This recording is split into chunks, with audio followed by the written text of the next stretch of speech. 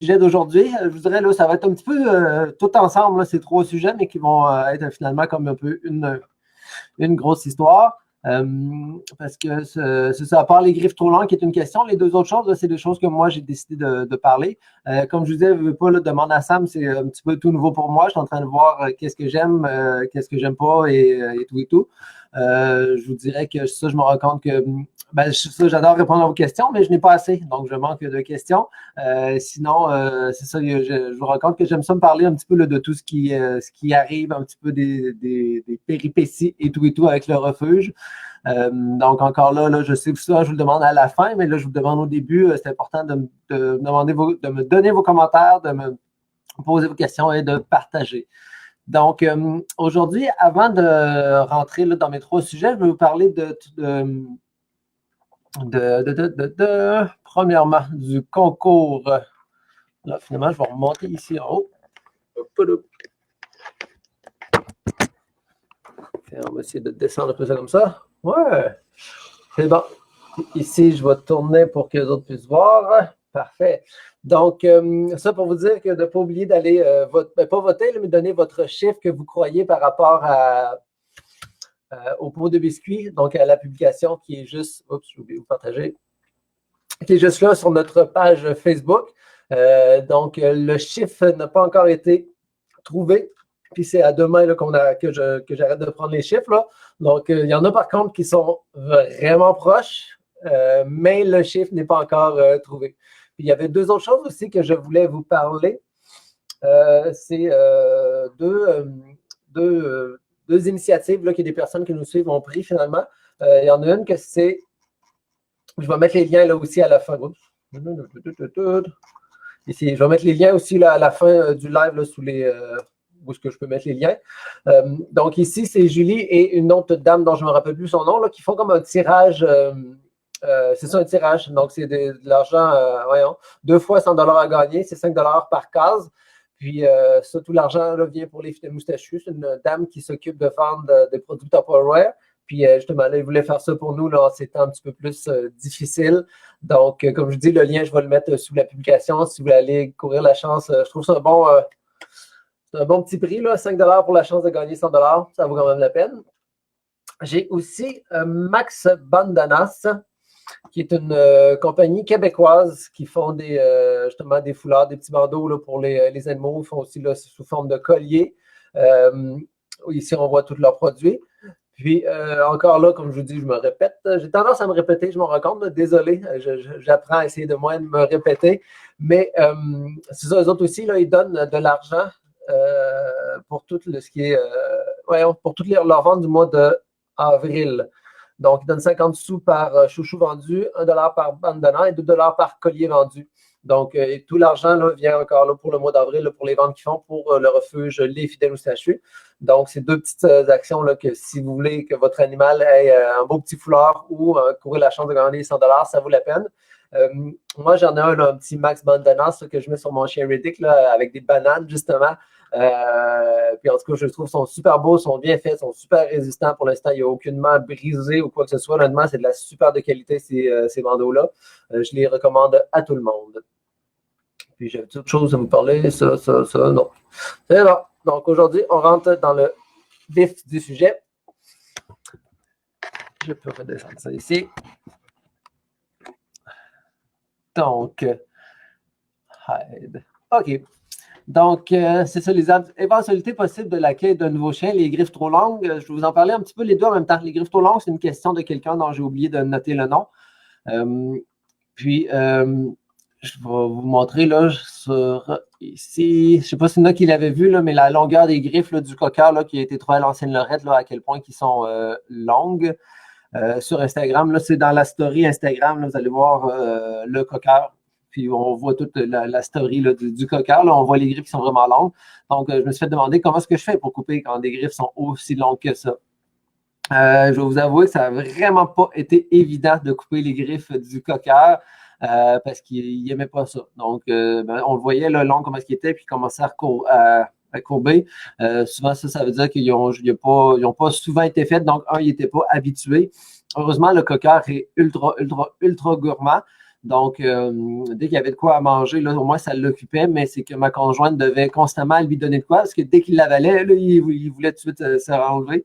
Donc, ça a été quand même assez pénible. Il fallait toujours lui donner quelque chose pour lui garder son attention.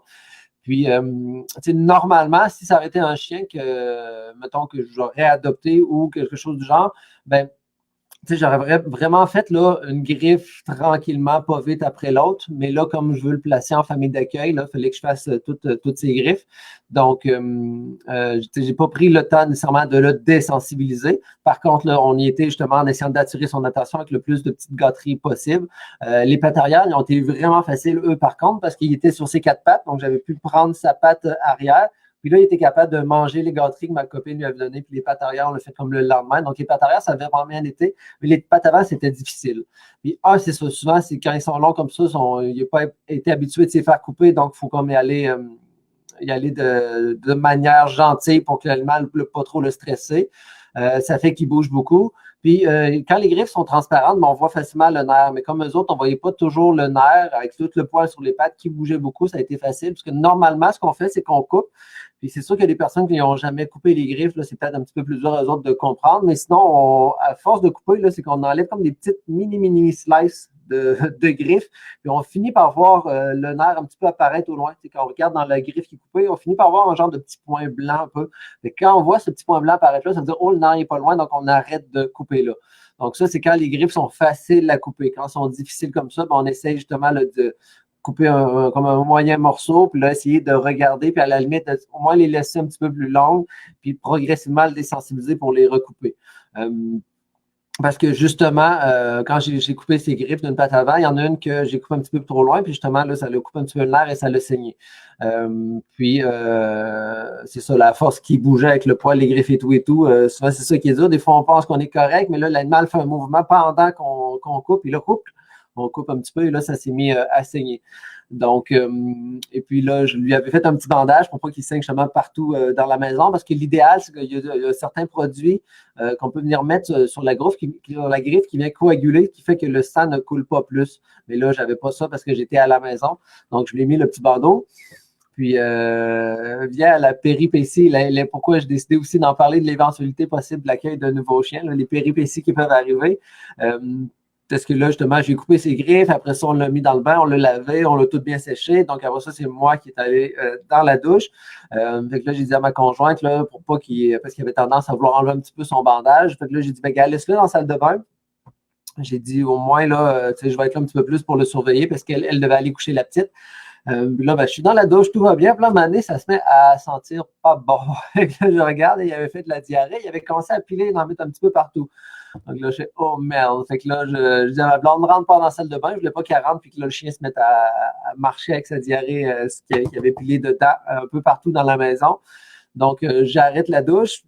Et je prends le chien et là, je l'ai amené. Heureusement, j'avais une cage en bas avec tout plein de papiers journaux qui étaient défaits. Donc là, j'ai pu prendre le chien, descendre en bas, le mettre dans la cage pour qu'au moins, le temps que je ramasse le dégât en haut, il puisse s'essuyer un petit peu les pattes là, dans tous les journaux que j'avais faits dans la cage en bas. Puis ouais, en parenthèse, ça c'est un bon truc. Si jamais vous avez un petit chiot, oui, les pipi pads, c'est le fun, ça l'imbibe quand c'est du pipi. Mais si c'est un chien qui fait caca et qui bouge beaucoup, qui empile, ben, il va s'en ramasser partout, c'est partout dans la cage et tout et tout. Un truc qui est vraiment facile, là, on fait juste prendre des journaux puis on fait des petites languettes de journaux. Regardez, je vais vous.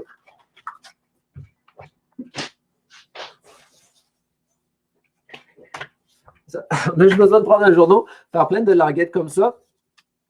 Puis d'en tapisser partout dans le fond de la cage. Comme ça, au moins, si l'animal fait des caca et il pile dedans, ben, à cause des journaux, ça vient que ça réduit de beaucoup les dégâts sur les pattes des chiens et dans la cage. Donc, fait que ça, j'ai pu le mettre là. Donc là, j'ai pu remonter en haut, ramasser toute la diarrhée qu'il avait mis de partout dans la salle de bain. Puis j'ai tout fait ça justement dans ma tenue d'Adam parce que là, je voulais pas qu'il en remette encore partout. Donc là, j'avais prêt, je vais porter le chien dans le cage, je remonte en haut. En tout cas, ça a été une péripétie. Puis c'est des choses qui peuvent arriver quand on prend un nouvel animal en famille d'accueil. en famille d'accueil ou en adoption, parce qu'à cause du changement, le stress, le changement de nourriture et tout, l'animal peut avoir de la diarrhée. L'animal peut pleurer beaucoup la nuit. L'animal peut... il y a 10 millions de choses qui peuvent arriver. L'animal peut commencer à gruger des choses. Comme moi, là, Ruby, que j'ai aussi en famille d'accueil, le petit chien chinois, ben, lui, il a décidé qu'il y a un mur qui s'amusait à m'enlever tout le gibroc de sur ce petit bout de mur-là en particulier. Donc, c'est toutes des choses qui peuvent arriver, là, qu'on soit famille d'accueil ou qu'on adopte un nouvel animal. Il y a certaines personnes qui, suite à l'adoption, disent wow, c'est comme si l'animal aurait toujours été chez nous. Puis il y en a d'autres que ça peut prendre peut être vraiment long. J'avais Ramsès, un Doberman là, que j'avais, qui est décédé maintenant d'un problème de cœur. Mais Ramsès, les 3 premiers mois, il montait et descendait l'escalier en chignant tout le long. Puis le soir, quand on était assis devant la télé, écouter une émission avec ma conjointe, ben, il venait nous voir, il chignait. Pendant 3 mois de temps, ça a été ça. Lui, il était vraiment stressé là, d'avoir un changement d'habitat. Puis après 3 mois, du jour au lendemain, ça l'a comme arrêté. Donc, il faut y penser. Quand on veut adopter un nouvel animal, ça ne veut pas dire qu'il va arriver chez nous et qu'il va être parfait. Il y a certains clients, des fois, qui nous venaient nous porter l'animal, ils disaient ah, il fait ci, il fait ça. J'avais le goût de leur dire OK, parfait, je reprends l'animal parce que je vois très bien que vous n'êtes pas fait nécessairement pour avoir un animal. J'avais le goût de leur donner un toutou en plus en leur disant mais regardez, il ne chignera pas, il ne pleurera pas, il ne fera pas ça, ça, ça. C'est sûr qu'on a chacun toutes des tolérances, puis c'est très, très compréhensible, mais il ne faut pas s'attendre à ce que quand on arrive avec un nouvel animal à la maison, tout se passe super bien comme par magie. Il y en a qui vont justement le manger beaucoup plus, il y en a qui vont stresser, ils vont moins manger. Il y a beaucoup, beaucoup de choses qui peuvent arriver. Puis il faut être prêt à toutes ces éventualités-là parce que si on n'est pas prêt que dans les premiers temps, les premières semaines, de pas nécessairement dormir beaucoup aussi parce que le chien peut être plus... il peut chigner durant la nuit. Puis c'est de voir aussi quand c'est un animal qu'on adopte, qui est déjà adulte, qui a déjà des habitudes de prise. Nous, exemple, on ne veut pas qu'il aille sur le divan, mais l'animal, mettons, il y a 5 ans, puis il a toujours été monté sur un divan. Lui, il va voir le divan, puis il va juste vouloir monter dessus. Puis là, on veut leur descendre, il ne comprendra pas. Il dit, pourquoi je ne peux pas monter sur le divan? Je suis toujours monté sur les divans. Donc, des fois aussi, il faut apprendre à faire des concessions un petit peu. Comme le coqueur, lui, je me suis très bien rendu compte qu'il c'est un gros, gros mangeur de bouffe de table qui montait sur les divans et qui devait sûrement coucher dans les lits, des choses comme ça. Donc là, au début, je ne voulais pas nécessairement qu'il monte sur les divans parce que j'avais déjà 3, 4 autres chiens qui montaient sur les divans. Donc, j'ai commencé à avoir beaucoup de monde. Je voudrais que hier, avec 4, 1, 2, 3, 4. Ouais, c'est ça. Hier, avec 5 chiens sur le divan, moi, ma conjointe et ma petite, là, on était remplis sur le divan. Mais c'est ça. Donc, j'ai dit, OK, je me suis rendu compte qu'il manquait beaucoup sur les divans. Je dis, bon, tu monteras sur le divan, on va juste se squeezer un petit peu, c'est temporaire. Mais qu'ils viennent coucher dans la chambre, surtout dans le lit, ça, c'était un non. Parce que j'ai déjà, là, justement, mon petit chien Botox qui malheureusement a fait euthanasier demain, qui, lui, est le seul qui vient coucher dans notre lit parce que les autres, ils veulent juste pas. Ils ont chacun comme leurs habitudes. Fait que je voulais pas qu'il soit dérangé aussi. Là, c'est comme son petit moment de repos avec nous. Au dernier moment aussi avec Botox. Le chien chinois, lui, il couche Ruby à côté du lit, vraiment genre à ma tête, mais dans un petit panier à côté. Donc, mais c'est ça. Là, j'ai montré que juste à l'extérieur de notre chambre, il y avait un futon. Donc là, c'est sûr que les premiers temps, là, il chignait à la porte. Donc, je le prenais, je le mettais sur le futon. Je disais bravo, je suis beau chien. Fait que là, ça a pris quelques temps. Donc, oui, il a fallu que je me relève un petit peu souvent pour lui faire comprendre que garde sur le futon, tu peux être couché là.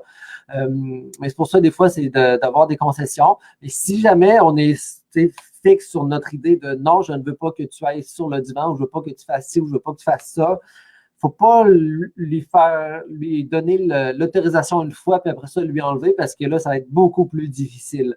Comme justement le coqueur, je vais l'appeler COVID parce que je l'ai appelé COVID. Donc, COVID, c'est son gros défaut, je trouve. Il nous chigne après, il nous. À peu près tout le long qu'on mange, tout le long qu'on fait à manger parce qu'il devait manger beaucoup de manger de table. Puis, moi, c'est pas quelque chose justement que je veux que le chien fasse. C'est sûr que je ne garderai pas le chien, mais je me dis, c'est pas tout le monde justement qui vont vouloir qu'il y ait le chien qui soit là puis qui chigne toujours pour la nourriture qu'on fait à manger. Fait que je me dis, je vais essayer tout de suite de lui casser cette habitude-là. Donc, c'est de prendre un peu sûrement la patience parce que oui, les premières journées, là, j'appelle littéralement après, wouf, wouf, wouf, en disant, je veux ce que tu es en train de faire. Puis, vous voyez, là, ça fait tout près d'une semaine qu'on l'a avec nous là, chez nous en famille d'accueil. Puis déjà, il ne jappe plus, il chigne. Des fois, il va faire un petit en voulant dire « Hey, tu m'oublies-tu? » Mais voyez, pendant une semaine, je me suis dit non, on ne lui donne pas de manger de table, on ne lui donne pas à manger pendant qu'on cuisine. Puis déjà là, après une semaine, vu qu'on était ferme sur notre décision de ne pas lui demander de donner de table, ben, il a arrêté de chialer et d'en demander beaucoup finalement.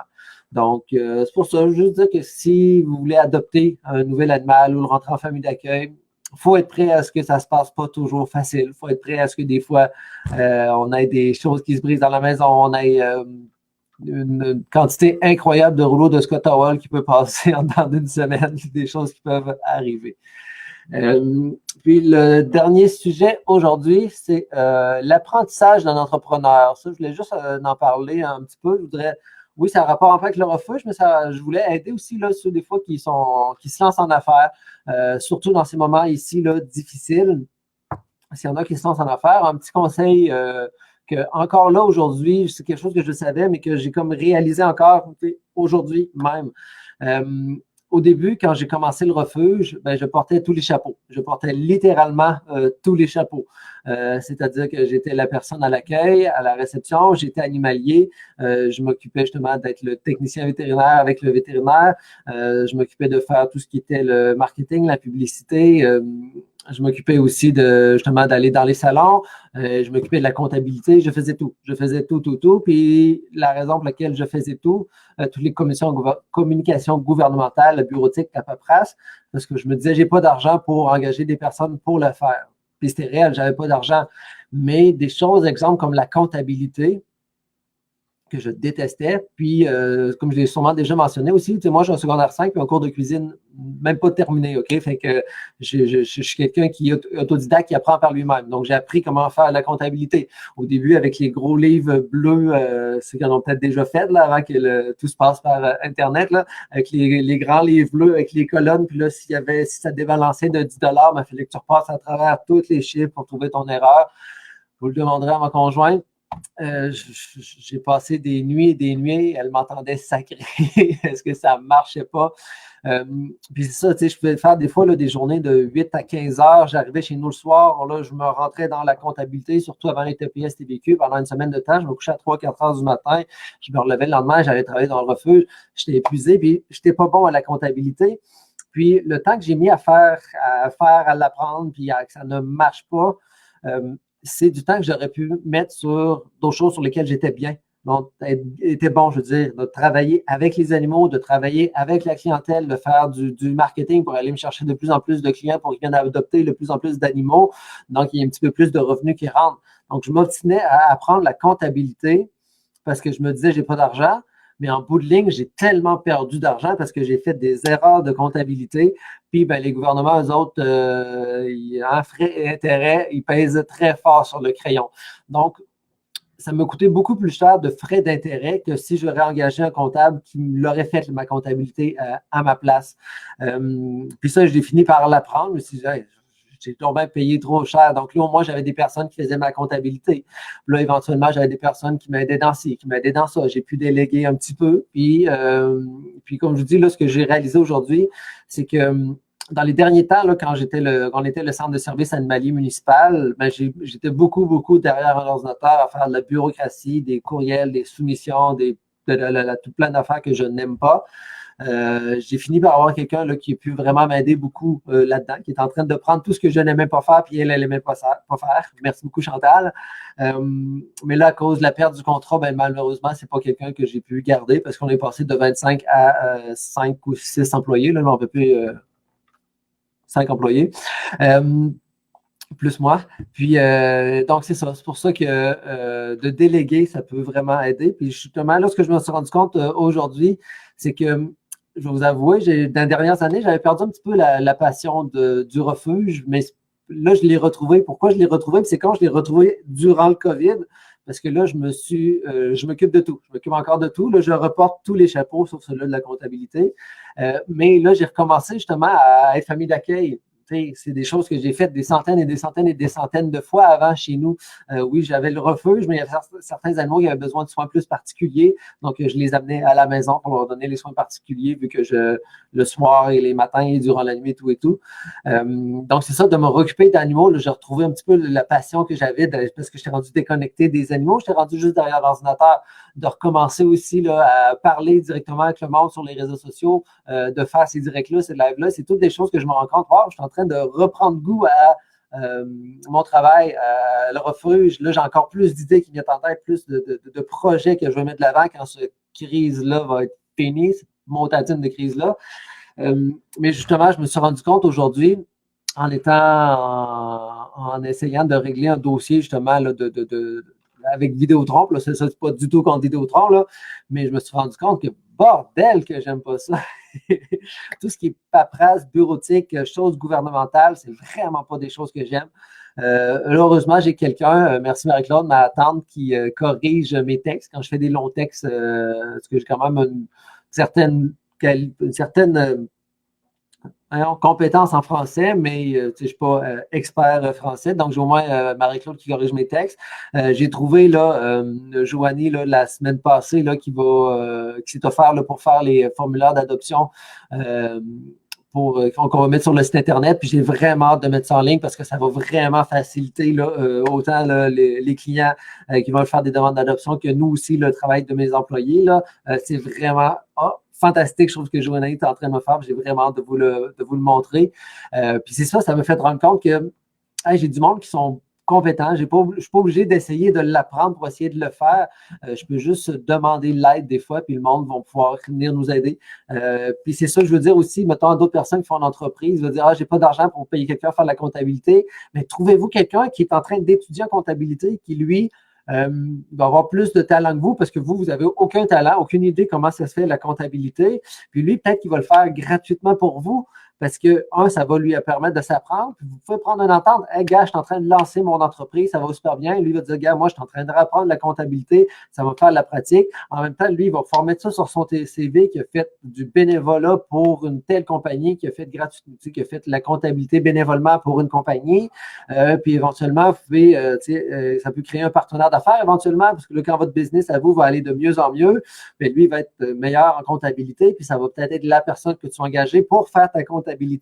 Puis lui, il va être content de se pratiquer. Toi, tu vas être content de quelqu'un qui va s'occuper de faire ta comptabilité, puis tu vas pouvoir te consacrer sur ce que tu es bon pour faire, pour montrer ton entreprise. Donc, c'est ça. Ceci dit que justement, aujourd'hui, j'ai comme pris la décision que, il va falloir que je me retrouve quelqu'un. C'est sûr, ça ne sera pas quelqu'un à temps plein parce que là, on n'est pas un besoin à temps plein, mais j'aurai besoin de quelqu'un qui fasse ce que j'aime pas, ce que je suis pas bon. Donc, tout ce qui est les communications gouvernementales avec la CSST, tout ce qui est j'ai un contrat justement là de plieuse là, que là, je paye dans le vide pour rien. Puis je ne sais pas quoi faire avec ce contrat-là. Est-ce que je suis capable de le donner à une autre entreprise qui lui aurait besoin de la plieuse? Est-ce qu'il y a moyen de les casser? Est-ce qu'il y a moyen de faire ci, ça? La même affaire aussi avec mes machines Interact, parce que là, j'avais des contrats qu'on était 2 bâtisses. Donc là, j'avais en tout 5 machines Interact. Là, j'en ai juste une. Donc là, je paye dans le bar 4 machines Interact. Puis des informations que moi, j'ai prises, je n'ai pas trouvé. Donc, c'est ça, je vais vouloir essayer de me trouver quelqu'un qui va pouvoir faire ces choses-là pour que moi, j'aime encore plus ce que je fais, c'est-à-dire de travailler avec les animaux et de travailler avec les personnes sur le public, de faire des activités de sensibilisation, d'aller dans les écoles pour faire des ateliers. C'est toutes des choses qui me passionnent, que j'aime. Mais dès que je tombe sur un problème bureautique, bureaucratique, je perds toute motivation à continuer. C'est incroyable. Donc, c'est sûr que là, je vais regarder éventuellement là, pour déterminer un petit peu plus les tâches de travail puis engager quelqu'un. Ou si je suis capable de me trouver quelqu'un qui veut faire ça bénévolement, il veut mettre ça sur son CV, tant mieux. Wink, wink. Donc, c'est ça, juste pour dire là, un petit peu où est-ce que j'en suis. Puis, un petit conseil, là, si vous entendez des personnes qui commencent leur entreprise, faites-leur voir ce petit bout-là, ou peut-être pas toute la capsule aussi, pourquoi pas. Ou sinon, faites juste leur dire le conseil que je leur ai dit, parce que honnêtement, m'être fait dire ça, ce conseil-là, il y a 12 ans, quand j'ai commencé, je peux vous garantir que le refuge, il serait beaucoup plus avancé que ce qu'il est là présentement, parce que je me serais concentré sur quoi je suis bon. C'est-à-dire les animaux, la clientèle, les réseaux sociaux. Sur ce, je vous souhaite une bonne journée. Demain, Demain, je pense pas faire de live. Là. Honnêtement, je vais voir ça en fonction de comment je me sens. Parce que c'est ça, là, je vais faire euthanasier mon petit chien Botox demain à 10 heures. Comme je l'avais dit, là, les résultats sanguins sont venus, puis c'est ces reins qui sont finis. Là. Il est vraiment il est en phase 3, puis le stade 4, c'est le décès. Là. Donc, ça fait quelques jours qu'on a pris le rendez-vous là, pour demain. Donc, demain, c'est l'euthanasie de mon petit chien. Donc, je pense pas être dans l'état émotif de faire un live, mais on sait jamais. Peut-être qu'au contraire, ça va me changer les idées, ça va me faire du bien vous parler. Là. Puis, donc, c'est pour ça que demain, je ne crois pas. Sinon, on va recommencer mercredi. Puis, ouais, je pense à ça. Ça vient de me revenir. S'il y a des personnes qui font de la musique, style musique électronique, je vais le demander aussi à mes amis parce que j'en ai quelques-uns. Je sais qu'ils en faisaient, je ne sais plus s'ils en font encore, là, mais j'aimerais ça avoir un genre de petit jingle, un petit intro là, au début de mes lives là, que j'aimerais ça lancer, que ça me motiverait. J'avais pensé à un style de dubstep avec un peu de miaou et de wouf dedans. Là. En tout cas, s'il y en a qui font de la musique électronique, un petit jingle, un petit intro là, de 5, 10, 15 secondes, je ne sais pas, que ça leur intéresserait de le faire, ben, contactez-moi. Contactez-moi par courriel, samuel.côté. Je vais le marquer ici. Regarde, samuel.côté@refugelfm.com, samuel.côté à commercial refugelfm.com ou n'importe quelle messagerie directe. Là, ça va me faire plaisir de vous revenir avec ça. Mais c'est ça, quelqu'un qui ferait la musique électronique, qui connaît un petit peu, qui est bon, là, qui ferait un petit jingle de dubstep avec un petit peu d'anime. En tout cas, j'ai une petite idée en tête, là, donc j'aimerais ça communiquer. Je trouve que ça me motiverait pour les débuts des lives. Sur ça, ben, je vous souhaite une bonne journée. Puis tant que vous avez des questions, j'ai des réponses. Merci beaucoup. Au revoir. Terminé, terminé, terminé. J'ai de la misère avec lui à chaque fois.